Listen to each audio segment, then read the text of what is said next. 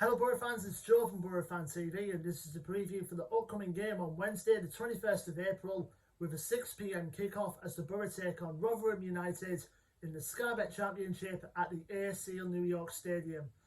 Well, Boro fans, I don't think it won't take too long to remember the last time we went 5 without a win, and we've experienced that again. You know, the 2-1 defeat at the Riverside at the hands of QPR obviously left a sour taste in our mouths yet again as we get to pick up a win in the last 5 matches now.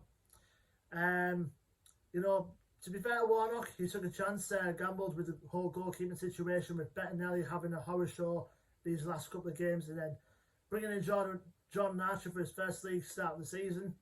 And you know what, I thought he did okay. I thought Archer did okay, in my opinion. I think in terms of the goals that QPR scored, he basically could do nothing about them because of a couple of reasons. One of them, the first goal from Rob Dickie, Archer really couldn't do nothing about it. I think it was just a bullet shot from 30 yards out.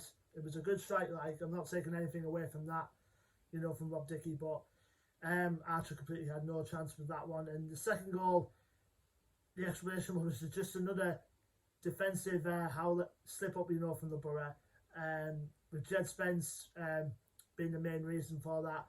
And their fullback, Lee Wallace, finished it off like any other striker would, even though he's a fullback, to make it 2-0. Later on in the first half, Boro did pull one back through Yannick Bolassi's second goal of the season. And I think the second half was just mostly mad, you know, that we could have very easily drawn or even won the game. There was one chance, you know, probably the main chance, I think, you know, when in terms of the QPR sending off, sending Dieng, fouling Watmore, and the referees, they could have played advantage because Balassi was there either way on the follow-up on the advantage to slot it in, but he brought it back for the free kick and he eventually sent off Dieng, but you could have at least played advantage from that. I mean, come on.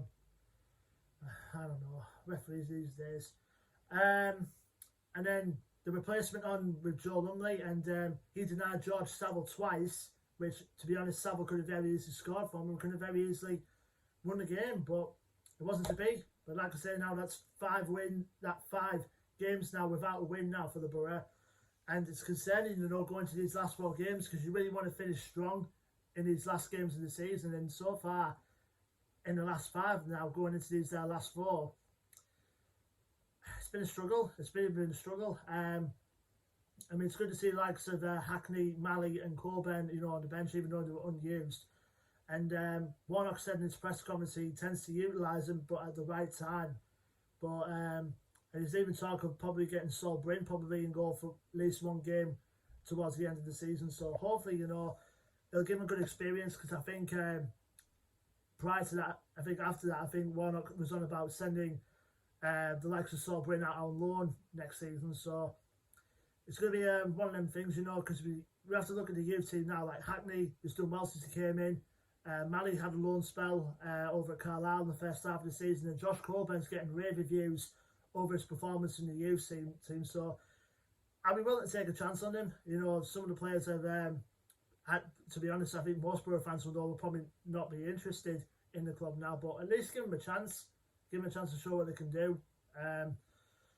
Because of the long injury list that we have, you know, Morsey, Dyke-Steele, Brown, Fry and Tavernier, at least give him some chance, you know, in these last 4 games. But we'll wait and see what he brings to the table in front of the Sky cameras tomorrow. So now we're going to our opponents, Rotherham United.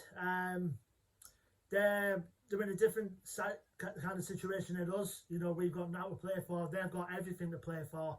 Because they're battling to stay in this league. I think they've got a couple of games in hand on the rest of the pile at the bottom. I think they've got about 2 games in hand. They currently sit 3rd bottom of the league going into this game in 22nd, I think. Yeah, 22nd. But I think they're about 4 points from safety as well, is Paul Warne's side. Their record going into this game, you know, is played 40, won 11, drawn 6 and lost 23. Last game out for them was played on the Sunday. It was a 1-0 at home defeat at the hands of Birmingham City, which I've watched, to be honest. I've watched the game. And you know what? I think Rotherham were definitely unlucky not to get at least a point in that game against Birmingham. Because defensively they really did well, and they could have had a couple of chances possibly to win the game, but obviously not. Birmingham did. But like I said, they're 4 points from safety. They've got a couple of games in hand to Rotherham, so they can very easily leapfrog like the upcoming bottom pack, which I think Derby are not safe either, so they could leapfrog Derby into safety. But we'll wait and see.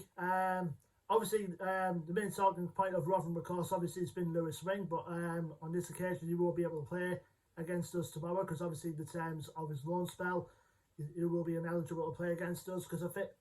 Also, excuse me, but other players for Rotherham to watch out for, one in particular that caught my eye from the last time we played Rotherham, which I'll get to in a sec, is Matt Crooks. The attacking midfielder was an absolute handful against us in the game at the Riverside a couple of months ago. So he's going to be their main man to watch out for Rotherham. They've got other players as well, like Freddie Ladapo, who I think is their top scorer this season.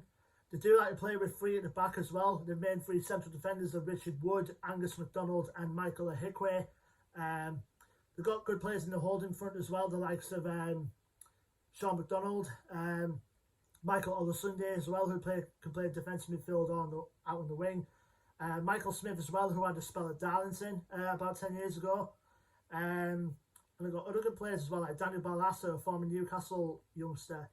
So I really hope, that Rotherham stay up this season, because I think I'm yet to experience an away day at Rotherham myself, and I've heard nothing but good things of an away day down at Rotherham. So fingers crossed to stay up and hope they capitalise on their games in hand, but obviously not the one against us coming up. The last time we played Rotherham was obviously a rearranged fixture that we were supposed to have on Boxing Day, but that got postponed to probably a few weeks after that because Rotherham had their problems with COVID, which they had probably throughout the whole of the season. But they absolutely tore us apart at the Riverside by 3-0. I think Matt Crooks, Michael Smith and Ben Giles got the goals that day, and we were absolutely awful. I think it was one of our worst performances of the season, when we played Rotherham over at the Riverside. But this game coming up, with 4 games left, we've just got to finish them 4 games strong. No matter what, we've got to finish them 4 games, picking up points, finishing the top half, and that will do us for this season. Compared to last season, a massive improvement. So I'll take it as it comes. Just finish strong these last 4 games.